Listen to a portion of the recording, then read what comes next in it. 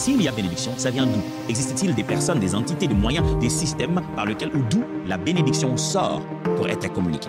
Si ça existe, on devrait le savoir. Combien il y en a?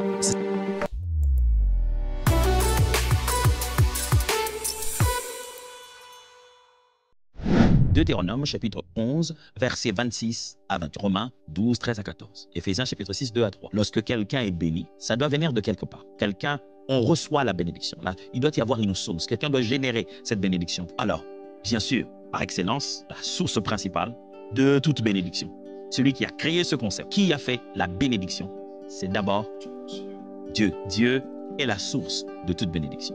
Le concept même de la bénédiction, sachez-le, il n'est pas que chrétien, en fait. Il n'y a pas que les chrétiens qui pensent à la bénédiction, ou qui se bénissent, qui se disent des choses. Beaucoup d'autres religions, beaucoup d'autres croyances, beaucoup d'autres peuples avant le peuple d'Israël et à côté du peuple d'Israël croyaient à la bénédiction. La bénédiction n'est pas un concept essentiellement chrétien. Essentiellement chrétien, ça veut dire que quiconque croit à l'existence d'une quelconque forme de divinité, croit au fait qu'on reçoive de cette divinité des faveurs, des bénédictions. Ça, c'est une croyance générale.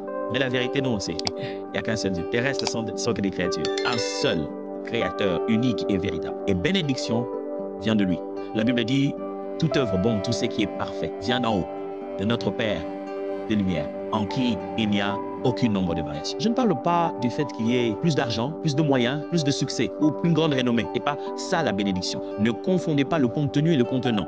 Ne confondez pas la source et ses réactions. Je veux dire, ne confondez pas les causes et les effets. Voilà. Ne confondez pas ces deux choses. Que quelqu'un ait la renommée, ça ne signifie pas qu'il est béni nécessairement. Que quelqu'un ait plus d'argent, ce n'est pas ça le signe de la bénédiction. Et c'est très clair dans la Bible. C'est la bénédiction de l'Éternel qui enrichit. Et il ne la fait suivre d'aucun chacun. La logique est claire. La richesse, ce n'est pas la bénédiction. La bénédiction est d'une telle nature qu'elle peut produire richesse. Et bénédiction ou faveur, Dieu se rassure que quand ça t'arrive, tout ce que ça t'apporte comme bien, ça peut devenir source de problème. Mais Dieu se rassure qu'il ne l'a fait suivre d'aucun chacun. Dieu a béni toute la création. Même quelqu'un qui n'a pas encore donné sa vie au Seigneur Jésus-Christ, il a reçu une bénédiction du Créateur.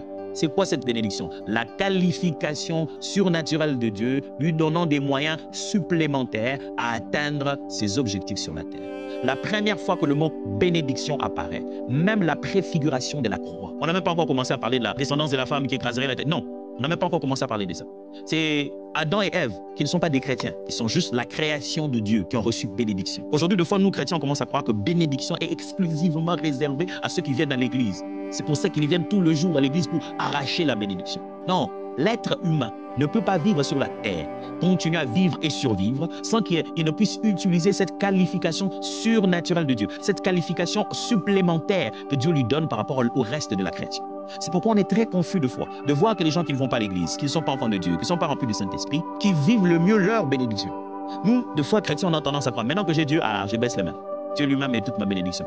Eux, ils sont en train de maximiser ce qu'ils découvrent en eux. Nous, on compense ça par la prière. Alors, je voudrais que cette fois-ci, priez et tu pries.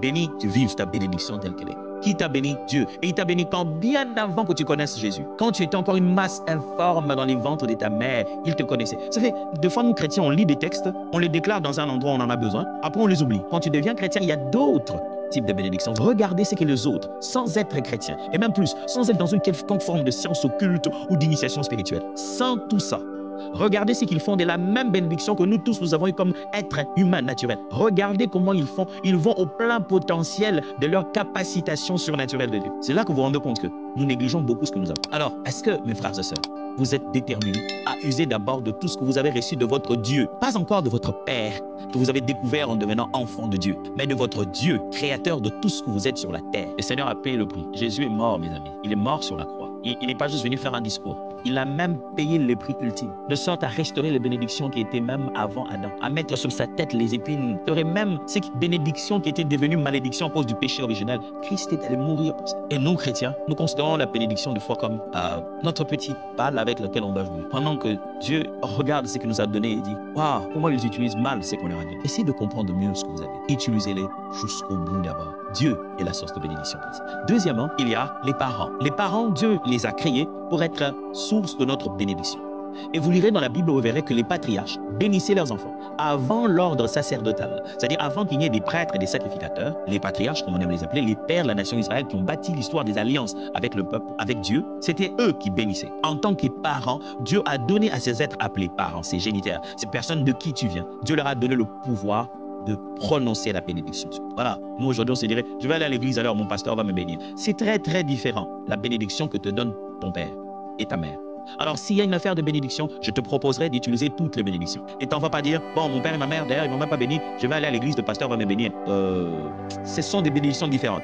Tant que cela est possible pour toi, accepte d'être béni par tes parents. Dieu ne les a pas donnés d'être tes parents pour rien. Accepte de recevoir la bénédiction. La bénédiction des parents, eh bien ça marche. Ce n'est pas, comment je vais appeler ça, ce n'est pas de la sorcellerie. Quelle que soit la nature spirituelle de ton père ou de ta mère, Dieu, le Père céleste, a accordé à ces personnes qui t'ont fait arriver sur la terre le droit de prononcer quelque chose en ta faveur. Est-ce que tes parents te bénissent? Ou bien chaque fois qu'ils te regardent, ils disent, ah pasteur, ah regardez-lui, vraiment depuis qu'il est dans les choses de Dieu. Je suis toujours très choqué de voir que, et très souvent dans nos églises, quelqu'un croit, il devient chrétien. Au bout d'un moment, la relation avec les parents devient fragile.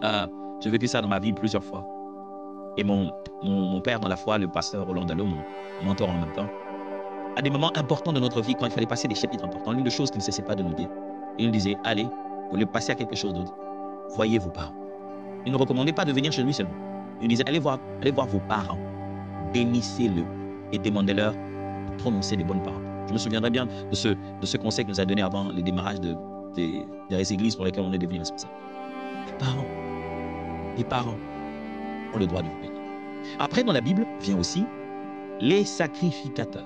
Alors là, les sacrificateurs, ici, j'aurais pu utiliser les termes parents spirituels, si ça pouvait aller.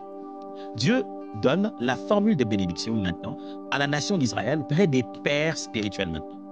Ça ne va plus des patriarches. Il a créé le sacerdoce. Il a tiré la famille des Aaron. Il leur a donné le droit et la responsabilité de devenir de médiateurs, si je dois utiliser les termes, avec le peuple. À partir de cette paternité spirituelle, Dieu a aussi donné le pouvoir en tant que sacrificateur de bénir. Et il n'est pas seulement bénir un individu, mais de bénir toute la nation. Ce que j'essaie de dire ici, c'est que ce que Dieu a choisi dans son service, il leur a aussi donné le pouvoir de prononcer la bénédiction. Et si dans le jour, je vois les serviteurs de Dieu, les ministres de la parole, ceux que Dieu a donné la responsabilité sacerdotale dans le temple, ils ont le droit de Dieu en tant que parents spirituels de prononcer la bénédiction. La quatrième chose que je nous suggère, c'est ce que j'appelais les enfants de Dieu. Romain est en train de dire, on a lu avec vous le livre de Romains, il dit, ne maudissez pas, bénissez, ne maudissez pas. J'aime comment il dit ça. Pourvoyez aux besoins des saints, exercez l'hospitalité. Vous voyez dans quel cadre il présente ça?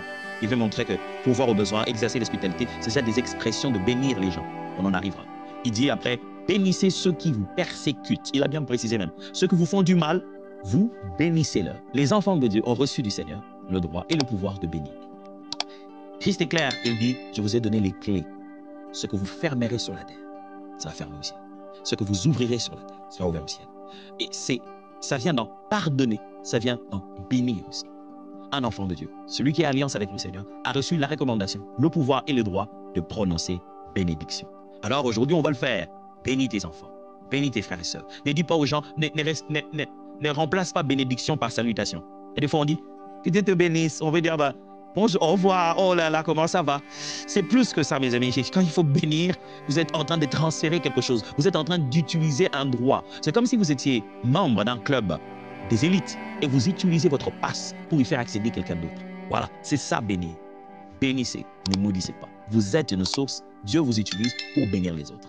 Alors, prospère en Christ et atteins tes rêves sans renoncer à ta foi. Si tu veux réussir spirituellement et financièrement, tu es au bon endroit. Merci d'avoir regardé Voie de prospérité en Christ. Conseils pratiques sur le business, l'entrepreneuriat, les finances, le succès et la discipline avec une vision chrétienne. Ensemble, transformons les bénédictions en impact. Abonne-toi, active la cloche et laisse un like. Dis en commentaire ce que tu veux apprendre. Regarde la prochaine vidéo pour grandir en foi et en business. À tout de suite.